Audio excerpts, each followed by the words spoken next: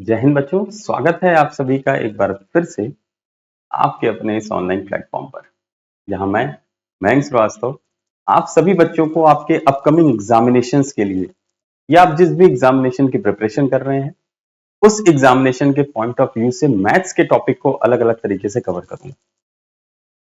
और जो मैथ का टॉपिक हम लोग कवर करेंगे उस मैथ के टॉपिक में एक बात का हमेशा ध्यान रखना है कि हमको उसमें से कोई भी एक चीज ऐसी नहीं होगी जो हम रटेंगे। हम मैथ्स को समझेंगे और उसको उसी के तरीके से उसी नॉर्मल मेथड को ही शॉर्ट कर देंगे फिर, ताकि आपको एग्जामिनेशन में रट के मैथ्स को ना जाना पड़े। तो जैसे कि अभी अपना जो टॉपिक चल रहा है वो यूपी पीएससी प्री, यानी जिसको आप यूपी पीसीएस भी कहते हैं, तो यूपी पीसीएस प्री का डे 5 पांचवा दिन है। और आज हम लोग जो डिस्कशन करेंगे, आज का हमारा डिस्कशन होगा सी सेट 2014 में जो पूछे गए क्वेश्चन है हमारे बेसिक न्यूमेरिकल एबिलिटी के। तो आप मैथ्स भी करते हैं, कहते हैं क्वांटिटेटिव एप्टीट्यूड भी कहते हैं, उन सारी चीजों का। ठीक है, तो इसको आज हम लोग डिस्कस करेंगे। लेकिन ध्यान आपको एक बात हमेशा रखनी है कि आप सभी लोग डेली प्रैक्टिस जरूर करेंगे। डेली प्रैक्टिस करिए, प्रैक्टिस करने के बाद जो चीजें ना आए उन चीजों को आप पूछिए भी, जहां भी आपको डाउट लगे उसको पूछिए।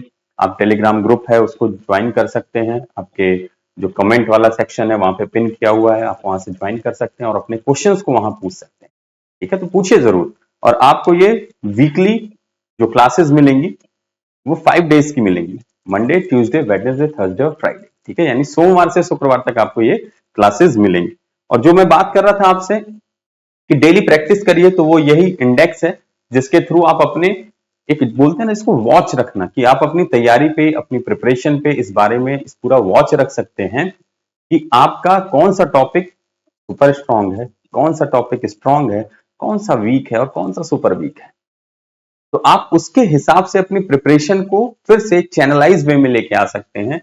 आपको ये पता रहेगा कि किस टॉपिक पे आपको ज्यादा ध्यान देना है और किस टॉपिक पे आपको कम ध्यान देना है। कम ध्यान देने का मतलब वो टॉपिक आपको अच्छे से आता है। ठीक है, तो इसीलिए हमेशा इस बात को ध्यान रखिए, इंडेक्स जरूर बनाइए। एक आपका रिकॉर्ड आपके पास होना चाहिए कि आप जो तैयारी कर रहे हैं उसमें कितने ऐसे टॉपिक्स हैं जो आपके लिए बहुत अच्छे हैं, जो आप बहुत अच्छे से कर पा रहे हैं, और कितने ऐसे टॉपिक हैं जिसपे अभी आपको मेहनत करने की जरूरत है। तो इसीलिए ये रिकॉर्ड बनाना आपके लिए बहुत जरूरी है। ठीक है, चलिए आगे बढ़ते हैं और आज का अपना पहला प्रश्न जानते हैं कि पहला क्वेश्चन क्या है। लेकिन उसके पहले ये बहुत इंपॉर्टेंट मैसेज आपके लिए, जो मैं हमेशा आपसे कहता हूं कि मैथ्स रटने की चीज नहीं है। मैथ्स क्या है, समझने की चीज है। रटोगे तो हर एक महीने बाद, 1.5 महीने बाद फिर से रटना पड़ेगा। समझोगे तो एक बार समझ गए, जीवन जीवन भर में आपको फिर कभी उसको दोबारा समझने या रटने की जरूरत नहीं पड़ेगी। खाली आप एक बार क्वेश्चंस को देखेंगे, रिवीजन कर लेंगे, आपका पूरा का पूरा जो बैकअप है ना वो फिर से आ जाएगा। ठीक है, इसलिए मैथ्स को समझिए, रटना नहीं है। चलिए आइए शुरू करते हैं आज के अपने इस टॉपिक को, जो हमारा यूपी पीसीएस प्री के लिए फोकस्ड है। उसके प्रीवियस ईयर क्वेश्चन के साथ हम लोग डिस्कशन कर रहे हैं। और आज हम लोग 2014 में जो सी सेट में न्यूमेरिकल एबिलिटी या क्वांटिटेटिव एप्टीट्यूड या जनरल भाषा में मैथ जिसको आप कहते हैं, उसके जो क्वेश्चंस पूछे गए थे वो क्वेश्चन आपको मैं आज सॉल्व कराऊंगा। और आप भी देखेंगे कि किस तरह के क्वेश्चंस एग्जामिनेशन में आपसे पूछे जाते हैं। जो लास्ट क्वेश्चन होगा वो आज का आपका होमवर्क होगा, क्योंकि क्वेश्चन ऑफ द डे हमेशा हर एक सेशन में एक रहता है। चलिए आइए देखते हैं अगले टॉपिक में पहला question. The missing number in the series is, निम्न अनुक्रम में लुप्त संख्या कौन सी है। लुप्त मतलब जो यहाँ पे 38 के बाद क्या आना चाहिए, 6 11 18 27, 38 के बाद क्या है फिर 66 है। ठीक है, क्या है फिर 66। ठीक, तो कौन सी लुप्त संख्या है। ऑप्शन दिया है 41 49 51 या 59। और आपका समय शुरू होता है 1 मिनट का। बहुत ध्यान से करना, 1 मिनट का समय बहुत पर्याप्त समय होता है आपके लिए सॉल्व करने के लिए। ठीक है, तो ध्यान से इसको देखो, ध्यान से समझो, ध्यान से करो, समझ में आ जाएगा इजी वे में कैसे करोगे इसको।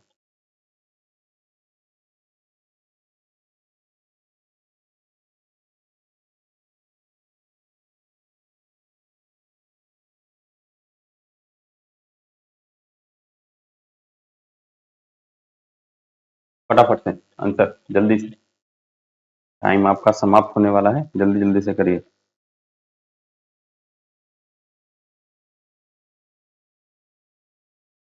है 11 18 27 38 डैश और फिर लास्ट में 66। तो ये किस तरह से सीरीज चल रही है ये आपको बस देखना होगा, किस तरह से सीरीज फॉलो कर रही है, और आपका आंसर आपके सामने आ जाएगा। Time is about to be up, 5 more seconds to go. चलो, समय समाप्त। देखो ध्यान से क्या क्या लिखा है आपके सामने। तो आपके सामने जो लिखा है पहले हम इसको लिख लेते हैं। क्या लिखा है? 6, फिर 11, फिर 18, देन 27, देन 38, देन ब्लैंक, और देन 66। ठीक, ये वैल्यूज हमें दी हैं। सीरीज का मतलब क्या होता है हमेशा ध्यान रखना, जब हम श्रृंखला की बात करते हैं या जो अनुक्रम लिखा है या इसकी हम बात करते हैं, तो ये ध्यान रखना ये किसी एक फिक्स्ड पैटर्न को फॉलो करती है। सीरीज का मतलब ही होता है कि वो क्या कर रही है, किसी एक फिक्स्ड पैटर्न को फॉलो कर रही है। फिक्स पैटर्न को फॉलो करने का मतलब क्या है? तो फिक्स पैटर्न को फॉलो करने का मतलब ये है कि आप ध्यान रखिए कि जो फ्रीक्वेंसी, जिसको आप स्टैट्स की भाषा में आओगे तो फ्रीक्वेंसी कहते हो, कि the frequency difference between the first two carry forwarded and same in the last two. मतलब पहले जो यहाँ पे आपको जो टर्म्स दिए हैं उनके बीच की जो फ्रीक्वेंसी यानी जो डिफरेंस है या जो भी पैटर्न है वो पूरा चलता जाएगा सीरीज में, और अंतिम तक, अंतिम दो तक भी होगा। ठीक है, तो उसको हम लोग क्या बोलते हैं? उसको हम लोग सीरीज बोलते हैं। अब जरा ध्यान से देखो, यानी इसके इसके बीच में क्या है, इसके इसके बीच में क्या है, इसके इसके बीच में क्या है, इसके इसके बीच में क्या है, वही यहां भी आएगा, और वही चीज फॉलो करके यहां भी आनी चाहिए। ठीक है, वही चीज आनी चाहिए, उसके अलग कुछ नहीं आना चाहिए। ठीक है, तो ध्यान देना। अब यहां पे देखो ध्यान से कि क्या चीजें हैं उसको समझो। हम यहां पे देखें तो ये क्या हो रहा है, देखो जरा सा।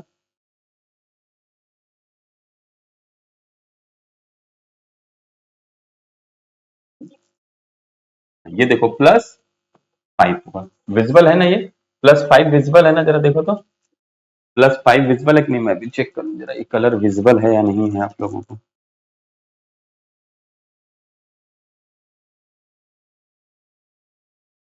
विजिबल है +5, है ना? चलो थोड़ा सा इसको और बड़ा लिख देते हैं।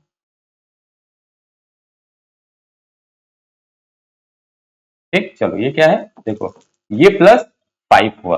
ठीक, 6 में 5 प्लस किया आपने, क्या हुआ? 11 हुआ। 11 कितना ऐड करोगे तो 18 हो जाएगा, तो यहाँ पे +7 हुआ। 11 में कितना ऐड किए?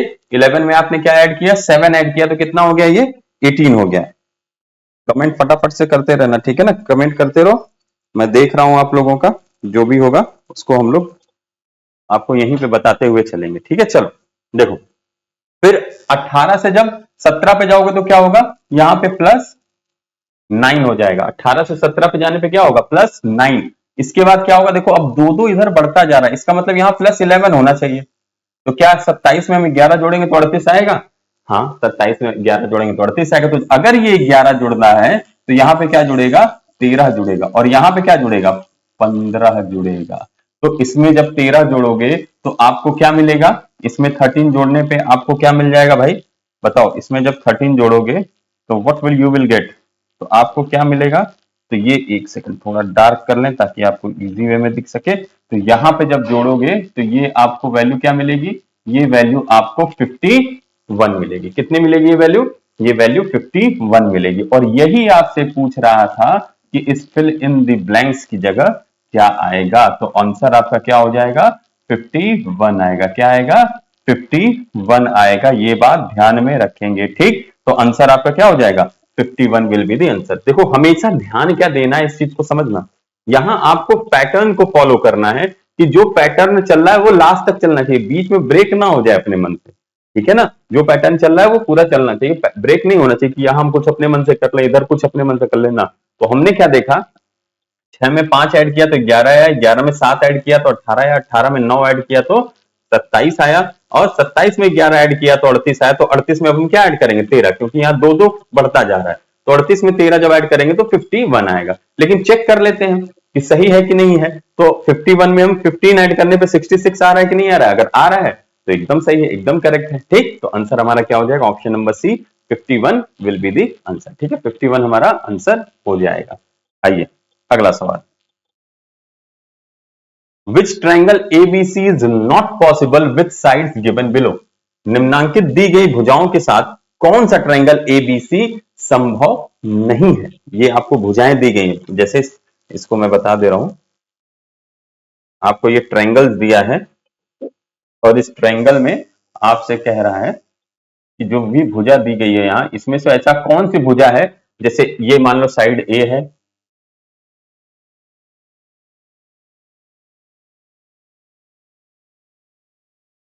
ठीक, ये बी और ये सी, ठीक, ध्यान रखना वो ए, ये बी, ये सी, तो ये कौन सा इसमें से आपको रखोगे यहां कि इसमें से विद साइड नॉट पॉसिबल, उससे वो बन नहीं सकता, ये बताना है बहुत ध्यान से। बहुत छोटा सा पता प्रॉपर्टी है, उस प्रॉपर्टी को इसीलिए मैं बोलता हूं ना, हमेशा ध्यान से पढ़ोगे तो समझ में आएगा। बहुत छोटी सी प्रॉपर्टी है, वो अगर दिमाग में अभी आ जाएगी तो आंसर तुरंत बता दोगे। फटाफट से चेक करो फास्ट, किससे पॉसिबल नहीं है, जल्दी से। ए बी सी और डी में से, इन चारों में से किस वाले में से पॉसिबल नहीं है।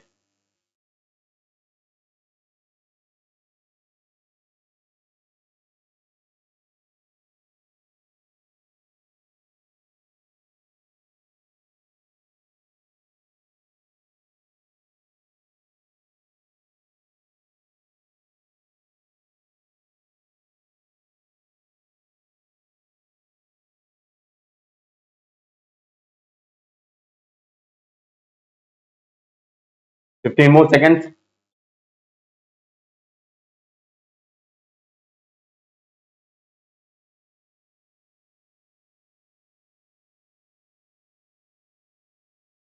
चलो टाइम हो गया आपका समाप्त, समय समाप्त। अब देखो ध्यान से समझो, जब भी ध्यान रखना, त्रिभुज के बारे में, ट्रायंगल के बारे में जब भी बात करेगा तो हमेशा एक बात ध्यान रखेंगे कि उसके जो दो साइड्स हैं उसका सम हमेशा तीसरे साइड से अधिक होना चाहिए।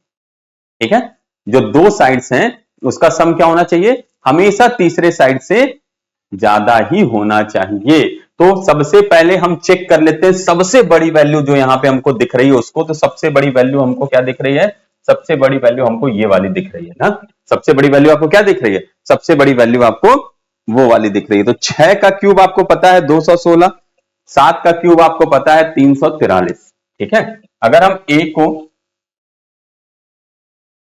ए बराबर 6 का क्यूब लेते हैं यानी 216 ले लेते हैं, बी बराबर दिया हुआ है 7 का क्यूब ले लेते हैं यानी 343 ले लेते हैं, इन दोनों को जब हम ऐड करेंगे तो हमेशा जो सी है, यानी कि सी की वैल्यू कितना दिया हुआ है 9 का क्यूब, तो कितना हो जाएगा ये 729। ठीक, कितना हो जाएगा 729। तो इन दोनों को जब भी हम ऐड करें तो हमेशा क्या आना चाहिए, इस 729 से बड़ा ही आना चाहिए। तो जरा ऐड करो और देखो क्या 729 से बड़ा आ रहा है, ऐड करके देखो 729 से बड़ा आ रहा है, 9 4 1 5 3 2 5, यानी कितना, देखो यहां वैल्यू कितनी आ जा रही है, यहां वैल्यू आ रही है आपकी 5 5 और 9। तो 5 5 9 क्या है, बड़ा नहीं है, ये इससे छोटा हो गया, इसीलिए ये नहीं बनाएगा, यही सही आंसर हो जाए। हमेशा बड़ी वैल्यू को देखना, देखो सी की वैल्यू सबसे बड़ी यही दिख रही है,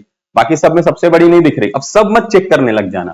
ठीक, आपसे क्या पूछा, जिससे नहीं बन सकता, तो नहीं बन सकता में हम क्या देखेंगे कि कोई एक साइड उसकी इतनी बड़ी हो जाए कि उन दोनों का जो सम है उसको जोड़ने से उसके बराबर, बराबर कह रहा हूं सॉरी, उससे बड़ा ना आ पाए। ठीक है, ये बात ध्यान रखिएगा। चलिए अगला क्वेश्चन, ठीक समझ गए ना। तो ए को यहां पे हम इसको रख के यहां नहीं बना सकते, तो ऑप्शन नंबर जो डी है हमारा, यही इसका करेक्ट आंसर हो जाएगा।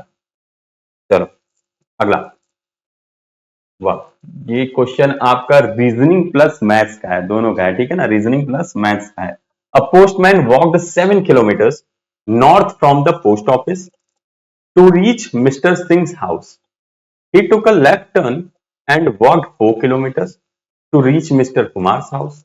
Then he took a right turn and walked 3 kilometers to reach Mr. Sharma's house. The distance between Mr. Sharma and Mr. Singh's house is।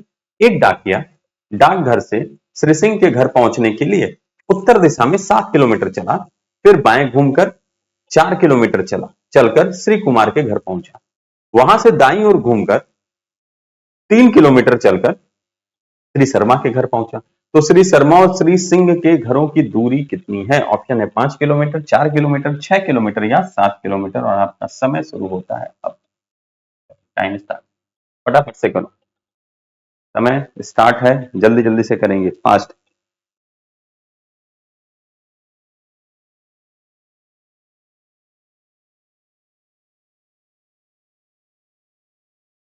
Fast fast fast everyone.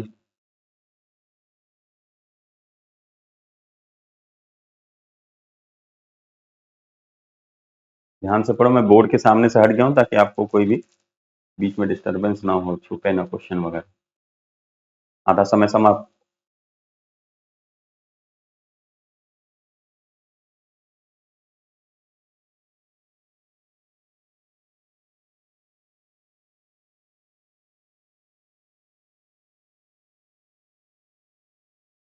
10 more seconds to go, fast. 10 second और, जल्दी से,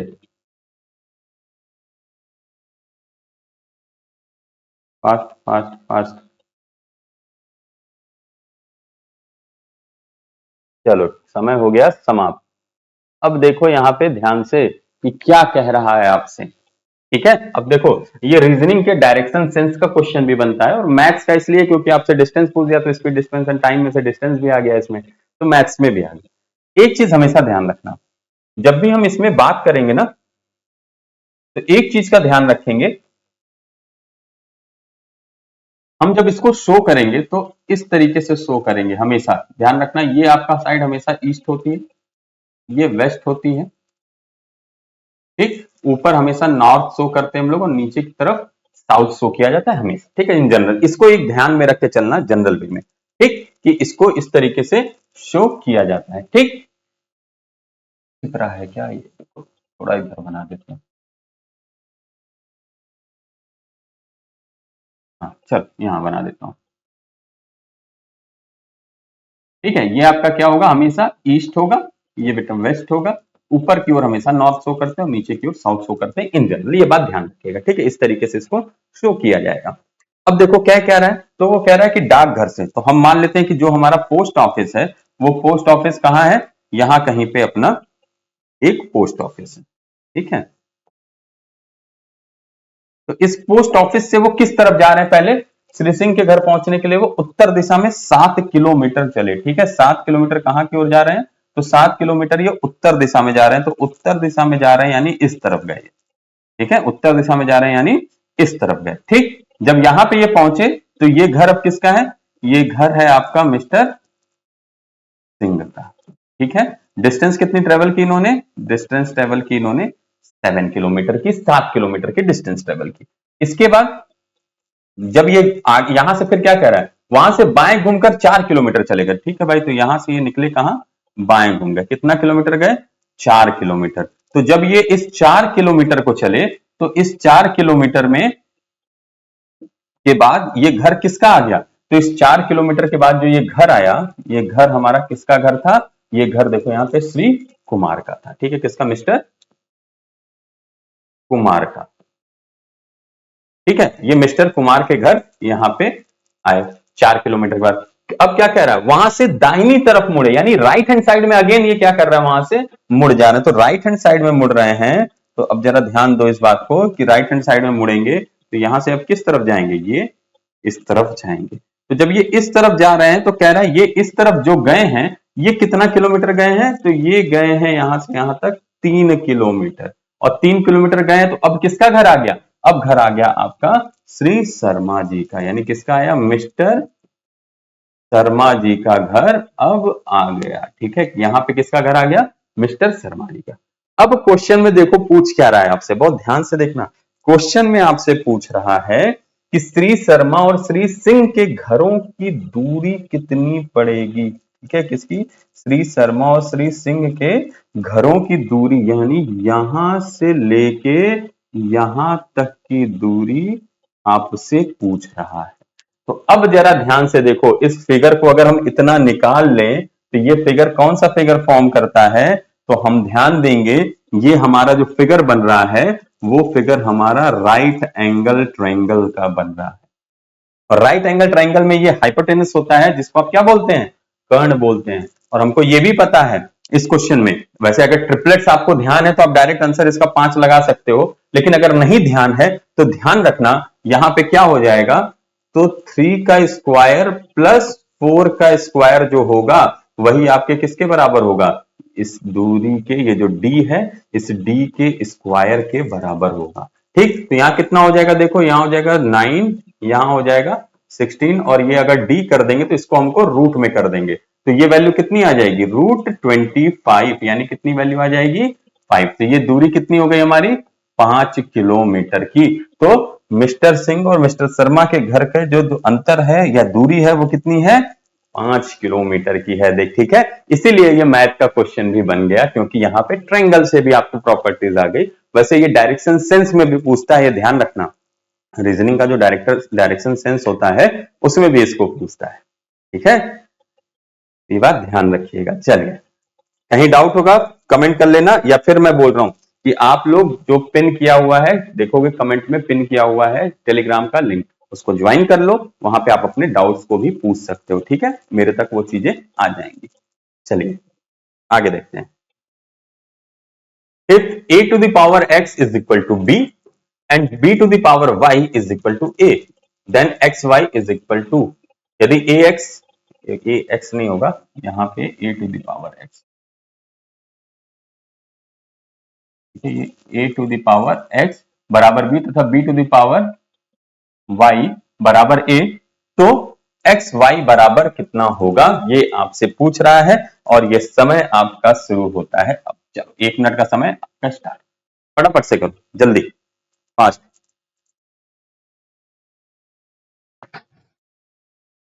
fast fast fast fast everyone, ध्यान से करो, देख के करो, बहुत आसान सा है। 40 मोर सेकेंड्स।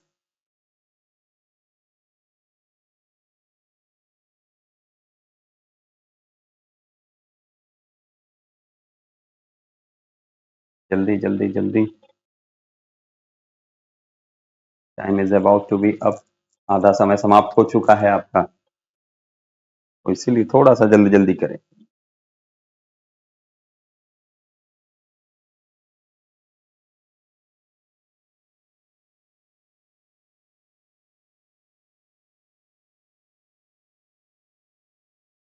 चलो, समय समाप्ति की ओर, और ये समय हुआ आपका समाप्त। ठीक, अब देखो क्वेश्चन में क्या कह रहा है, पहले उसको लिख लेते हैं। कह रहा है a to the power x is equal to b के। ठीक, पहली चीज तो ये कह रहा है। दूसरी चीज क्या कह रहा है, b to the power y ये बराबर 1 है। ठीक, ये दो बातें आपसे कह रहा है। अब यहां देखो, हम इसको ये लिख सकते हैं, a बराबर कितना, b to the power 1/x लिख सकते हैं। ठीक, और यहां क्या दिया हुआ है हमको, यहां हमको दिया हुआ है b to the power y बराबर इससे 1 है। जब हम इन दोनों को कंपेयर करेंगे, ठीक है, इन दोनों को जब हम कंपेयर करेंगे तो हमको क्या मिल जाएगा, हम यहां से एक चीज निकाल सकते हैं कि b टू द पावर जो y है इसको हम लिख सकते हैं b to the power 1/x के। अब हम अगर यहाँ पे घातों को, यानी कि इसके पावर्स को अगर हम यहाँ पे कंपेयर करें, कंपैरिजन करें, तो हमको एक चीज मिल जाएगा, y बराबर 1/x के। ठीक, कंपेयर करोगे जब, इसको लिख दे रहा हूं मैं, compare powers.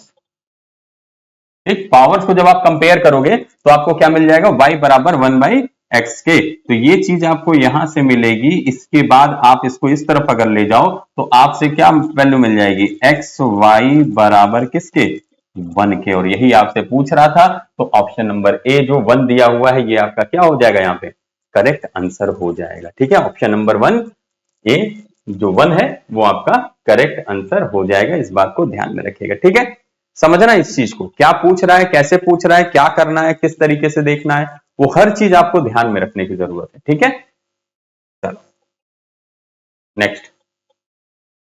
If n is divided by 7 the remainder is 4, if 3n plus 1 is divided by 7 the remainder is, यदि n को 7 से विभाजित किया जाए तो शेष फल 4 आता है। यदि 3n+1 को 7 से विभाजित किया जाए तो शेषफल क्या होगा? ऑप्शन है 0, 3, 5 और 6। ये सारे क्वेश्चंस देखो प्रीवियस ईयर पूछे गए, ये 2014 का है क्वेश्चन पेपर, आप देख सकते हैं प्रीवियस ईयर में।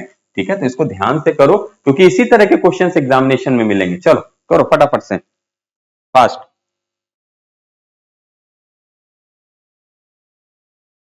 Fast everyone fast. n को डिवाइड किया है 7 से तो कह रहा है रिमाइंडर मिल रहा है 4। फिर कह रहा है जब 3n+1 को अगर डिवाइड करेंगे 7 से तो रिमाइंडर क्या आएगा, ये आपसे पूछ रहा है।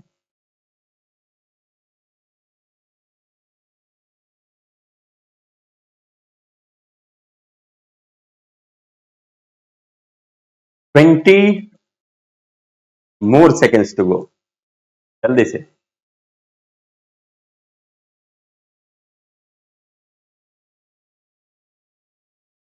10 मोर सेकेंड्स।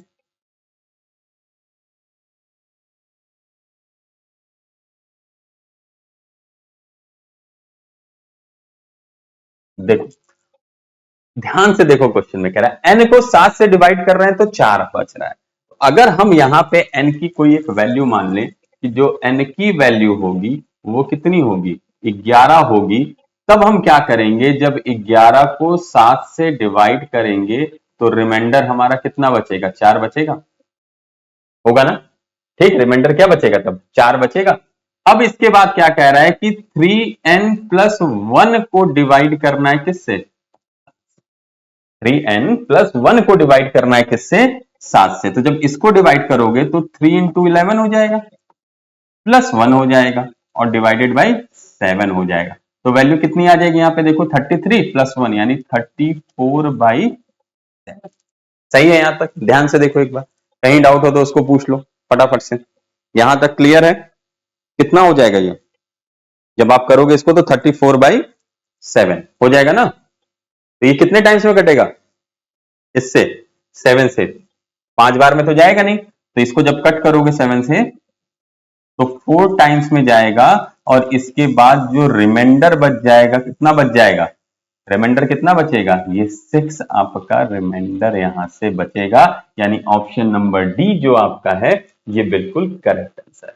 ठीक है, ऑप्शन नंबर डी यहाँ पे क्या होगा, ये आपका बिल्कुल ही करेक्ट आंसर होगा। ठीक, कुछ नहीं करना है। अब लगते हो आप सोच रहे हैं अरे एक्स मान ले, वाई मान, कर सकते हो वैसे भी, लेकिन बेटर क्या है, अरे हम सबसे छोटा नंबर देख लें जिसको डिवाइड करने पे क्या बच जा रहा हो, 4 बच जा रहा हो। 7 से जब हम डिवाइड कर रहे हो तो उसमें क्या बच जा रहा हो, 4 बच जा रहा हो। तो जब हम 11 को हम 7 से डिवाइड करेंगे तो हमको क्या मिल जाएगा, यहाँ पे 4 मिल जाएगा। ठीक है, 11 से जब हम 7 से डिवाइड करेंगे तो क्या मिलेगा, 4 मिलेगा। और कह रहा है अगर 3n+1 को डिवाइड कर दें तो यानी 3 इंटू 11+1 को जब डिवाइड करोगे 7 से तो रिमाइंडर कितना आएगा, ये पूछ रहा है। तो रिमाइंडर यहां से आपको कितना मिल जाएगा, 6 मिल जाएगा। 6 will be the answer. Next question, if a is equal to root 0.25, b is equal to 0.25 and c is equal to 0.25 का square and d is equal to 0.05, then यदि a बराबर रूट, पूरा लगाना चाहो तो पूरा भी लगा लो, ये रूट 0.25, बी बराबर 0.25, सी बराबर 0.25 का स्क्वायर और डी बराबर 0.05, तब इनमें से कौन सा ऑप्शन फॉलो करेगा? आपका समय शुरू होता है। चारों ऑप्शन में, चार है ना, 5 नहीं, 4 ऑप्शन में से कौन सा ऑप्शन फॉलो करेगा? चलो करो फटाफट से, कौन सा ऑप्शन फॉलो करेगा, फास्ट एवरीवन, जल्दी से।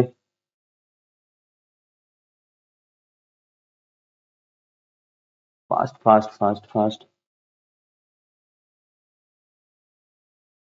वैल्यूज को चेंज कर दो, समझ में आ जाएगा।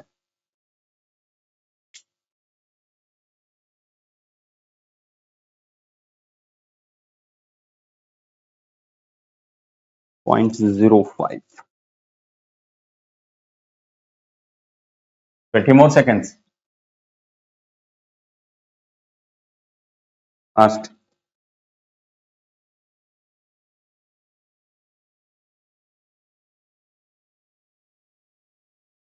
5 more seconds, जल्दी जल्दी से करेंगे आंसर सभी लोग। चलो समय हुआ समाप्त। अब देखो, जब हम a की वैल्यू की बात करेंगे तो a की वैल्यू क्या कह रहे हैं, रूट 0.25, जब इसको सॉल्व करोगे तो कितना आ जाएगा 0.5, ठीक, या 0.50 भी लिख सकते हो इसको, ठीक। बी की वैल्यू की बात कर रहा है तो बी की वैल्यू आपको दी हुई है ऑलरेडी, कितना 0.25, ठीक। सी की वैल्यू की जब बात कर रहा है तो सी की वैल्यू है 0.25 टू द पावर 2, तो ये कितना आ जाएगा 625 और 4 पे लगना है तो 0.062। और डी की वैल्यू आपको क्या दिया हुआ है, तो डी की वैल्यू आपको दिया हुआ है 0.05। अब यहां पे देखो क्या लिखा है, यानी बढ़ते हुए क्रम में गया है ना, किसमें गया है, बढ़ते हुए क्रम में, घटते हुए क्रम में, किस तरह से ऑप्शन आपको सही लिख रहा है, ए के बाद बी, बी के बाद सी, सी के बाद डी, ऐसा है या नहीं है, ठीक। या यहां डी है, डी से बड़ा सी, सी से बड़ा बी और बी से बड़ा ए, देखो यहां फॉलो कर रहा है, ठीक। यहां देखो सबसे जो छोटी वैल्यू क्या हो जाएगी 0.05, ठीक है, ये सबसे छोटी, इसके बाद ये, इसके बाद ये और इसके बाद ये, यानी कौन सा ऑप्शन, ऑप्शन नंबर सी आपका बिल्कुल सही है। डी सबसे छोटी, उससे बड़ी सी है, उससे बड़ी बी है और उससे बड़ी ए है, तो ये आपका करेक्ट आंसर हो जाएगा, ठीक है, this will be the correct answer, ठीक, ये करेक्ट आंसर, यानी ऑप्शन नंबर सी जो यहां पे है ये आपका बिल्कुल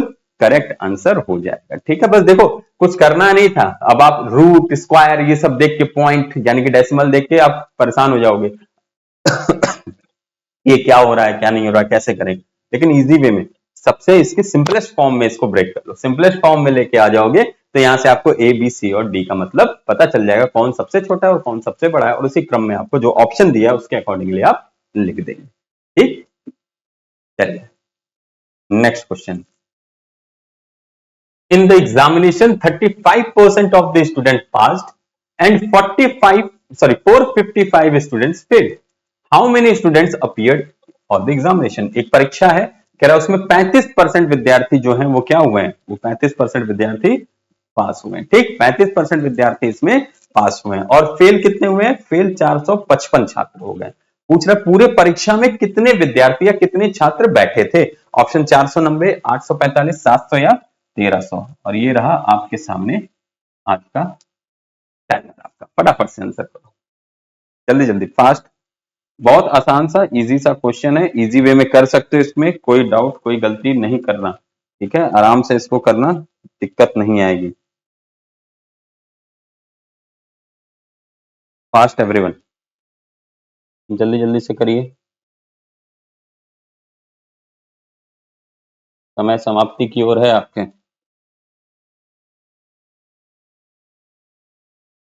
थर्टी मोर सेकेंड्स,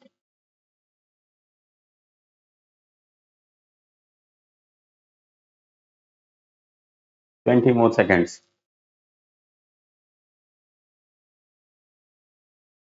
जल्दी, आसान सा सवाल है यार, इतना टाइम मत लो, अब तक तो आंसर कई लोगों का आ जाना चाहिए, 30 सेकंड से भी ऊपर का समय नहीं लगना चाहिए इसमें, 30 सेकंड इज एनफ, है ना, 30 सेकंड क्या है आपका एनफ है इसके लिए, 30 सेकंड से ज्यादा का समय नहीं लगना चाहिए। चलो देखो ध्यान से, अगर हम बात करें पूरे एग्जामिनेशन में, तो पूरे एग्जामिनेशन में आपको यहां क्या क्या दिया है, आपको कह रहा है पहले तो पास, चलो भाई पास लिख लेते हैं,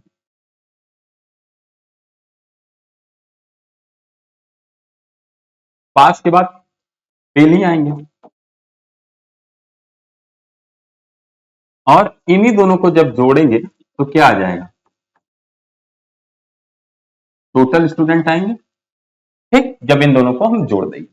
कह रहा पास कितने हुए एग्जामिनेशन में, तो पास हुए 35%, अगर 35% पास हुए हैं, हमेशा ध्यान रखना टोटल कितना होता है, हमेशा 100% होता है, ठीक, तो इसका मतलब फेल कितने हुए होंगे, तो 65% जो हुए होंगे ये फेल हुए, ठीक, क्योंकि क्वेश्चन में कह रहा है 35% क्या है, पास है, इसका मतलब 65% बच्चे ऐसे होंगे जो फेल हुए होंगे।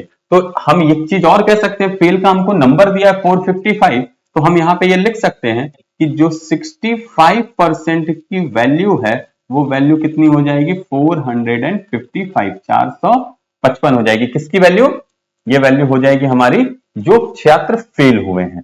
तो जब हम 1% की वैल्यू निकालेंगे यहां से, तो 1% की वैल्यू क्या हो जाएगी, 455 डिवाइडेड बाई 65। इसको कट करो, 6 या 7 टाइम्स में ये पूरा का पूरा इससे कट हो जाएगा, यानी 1% की वैल्यू कितनी आ जाएगी, 7। हमसे क्या पूछ रहा है, कितने छात्र बैठे थे। तो जब हम टोटल की बात करते हैं तो हमेशा ध्यान रखेंगे किसकी बात करते हैं हम, 100% की बात करते हैं। तो जब अगर 1% की वैल्यू 7 है तो 100% की वैल्यू निकालने के लिए उसमें 7 में 100 का मल्टीप्लीकेशन कर देंगे तो हमको 100% की वैल्यू मिल जाएगी। कितनी मिल जाएगी, ये मिल जाएगी 700, और यही क्या हो जाएगा, हमारा आंसर भी हो जाएगा। यानी ऑप्शन नंबर जो सी है हमारा, ये यहाँ पे इसका करेक्ट आंसर।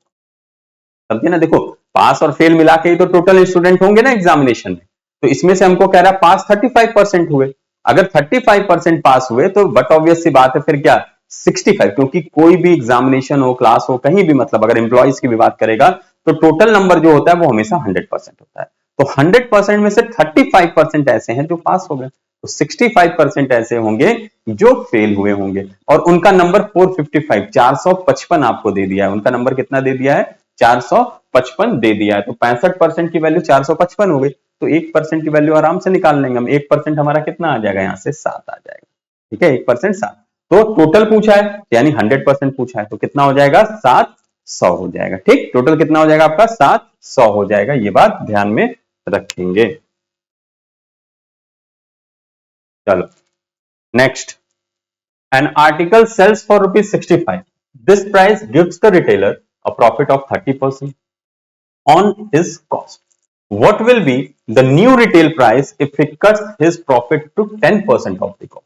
एक वस्तु 65 रुपए में जब बेचता है तो उसको 30% का लाभ होता है। ठीक है, कह रहा है 10% के लाभ पर बेचने पर उस वस्तु का विक्रय मूल्य क्या होगा। ऑप्शन है 42, 45.5, 50 या 55, और समय शुरू होता है आपका अब। टाइम स्टार्ट ना, करो जल्दी से, आराम से देखो, देख के इसको सॉल्व करो। कोई जल्दबाजी करने की जरूरत नहीं है, आराम से करना और अच्छे से इसको सॉल्व करना। कितना आंसर आ रहा है ध्यान से देखो।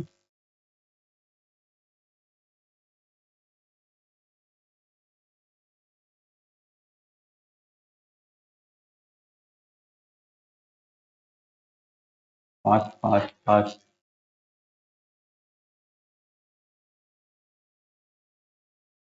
25 more seconds to go. 25 second और, जल्दी से, आसान है, एक लाइन में सॉल्व हो जाएगा।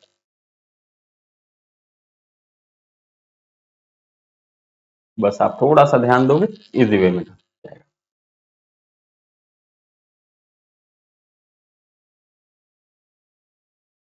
टाइम इज अप, समय हो गया आपका समाप्त। अब देखो, कह रहा है बेच रहे हो कितने में, यानी कि सेलिंग प्राइस की बात कर रहा है।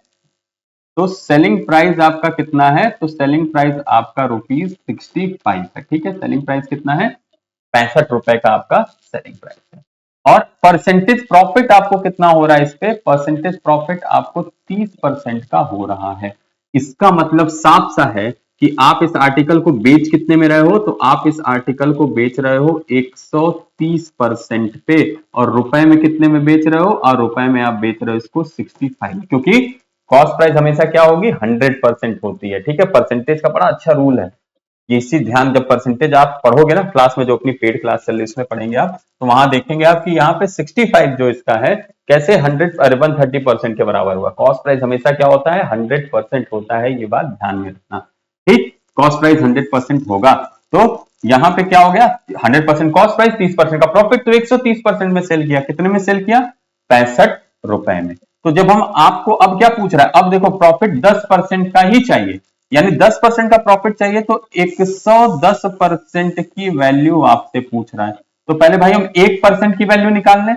अगर 65/130 कर लें तो हमको वैल्यू किसकी मिल जाएगी, 1% की मिल जाएगी। ठीक है, 65/130 कर लें तो वैल्यू हमको किसकी मिल जाएगी, 1% की। और इसी में अगर हम 110 कर दें तो वैल्यू किसकी मिल जाएगी, 110% की। जो चीजें कट सकती हैं उसको कट कर लो, 0 से 0 कट हो जाएगा, 13 से ये आपका कितने टाइम्स में चला जाएगा, 5 टाइम्स में, और वैल्यू आपकी कितनी आ जाएगी, वैल्यू आपकी आ जाएगी 5 इंटू 11, यानी कितना रुपया आ जाएगा आंसर, ये आप इसको 55 रुपए में तब सेल करोगे, जब आप 10% के प्रॉफिट पे इसको सेल करोगे। ठीक, यानी ऑप्शन नंबर जो डी दिया है ये आपका बिल्कुल करेक्ट आंसर। ठीक, समझो ध्यान से, सेलिंग प्राइस प्रॉफिट। ठीक, हम एक चीज जानते हैं कि जब हम कॉस्ट प्राइस में प्रॉफिट को जोड़ते हैं तो ही सेलिंग प्राइस होती है। तो हमेशा ध्यान रखना ये कितना होता है, 100% होता है, और यहां पे प्रॉफिट कितना दिया हुआ है, 30% दिया हुआ है, तो सेलिंग प्राइस कितनी हो जाएगी, 130% की सेलिंग प्राइस होगी, और वही किसके बराबर है, वही आपका 65 के बराबर है, 65 के बराबर है। तो एक का निकालोगे तो 65 बाई 130 कर लोगे, इंटू 110 कर लोगे तो 110 का आ जाएगा, यानी कितने रुपए में बेचेगा उसको, 55 रुपए में बेचेगा। ठीक, चलो second last question, which one of the following numbers is the sequence of numbers given below is different from the rest? अधिलिखित संख्याओं की श्रृंखला में कौन सी एक संख्या अन्य से भिन्न है, संख्या लिखिए 22, 33, 99, 121, 779 और 594, कौन सी एक इसमें से जो अलग है, जो इस सीरीज में नहीं आती, गलती से घुस गई है उस सीरीज में, तो जल्दी से उसको बाहर निकालिए उस सीरीज से, आप सभी लोग फटाफट से ध्यान से देखो, ध्यान से देख के करो, आराम है से इजी वे में, कोई बहुत टफ नहीं है क्वेश्चन। टाइमर चल रहा है, टाइमर को ध्यान में रखें। अच्छा एक चीज और बता दूं, कोशिश आपको करनी है कि आपको क्वेश्चन 30 सेकंड में सॉल्व कर लें। 1 मिनट का समय मैं देता हूं, लेकिन 30 सेकंड, जब हम लोग प्रैक्टिस करेंगे, मैराथन बैच वगैरह में आएंगे, तो उस समय हम लोग 30-30 सेकंड में ही क्वेश्चन को सॉल्व करेंगे। ठीक है, उससे ज्यादा समय ना लगे, मैक्सिमम टाइम जो लीजिए 30 में। एक दो क्वेश्चन को छोड़ देते हैं, एक दो क्वेश्चन में हो सकता है टाइम लग सकता है आपके, लेकिन मैक्सिमम क्वेश्चन जो होंगे उसको आप 30 सेकंड में सॉल्व करें। 20 मोर सेकंड्स।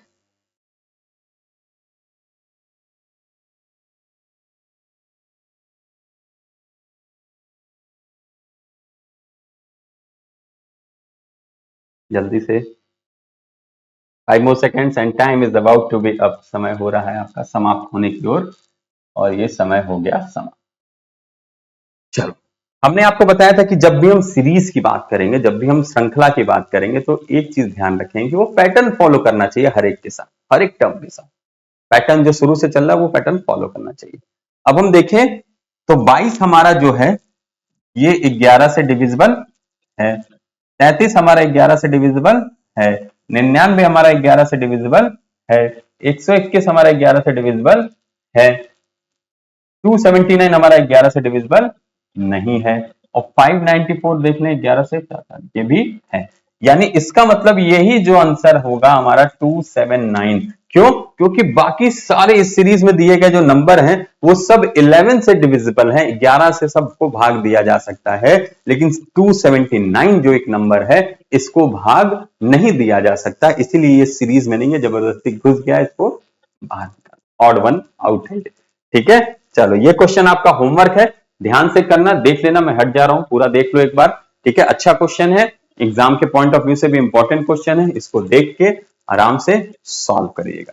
ठीक है, मिलते हैं फिर आप सभी लोगों से अगले सेशन में, लेकिन शेड्यूल जान लो, आपको वीकली 5 क्लास मिलेगी। ठीक है, मंडे टू फ्राइडे। ठीक, ये अपना क्लास का शेड्यूल है।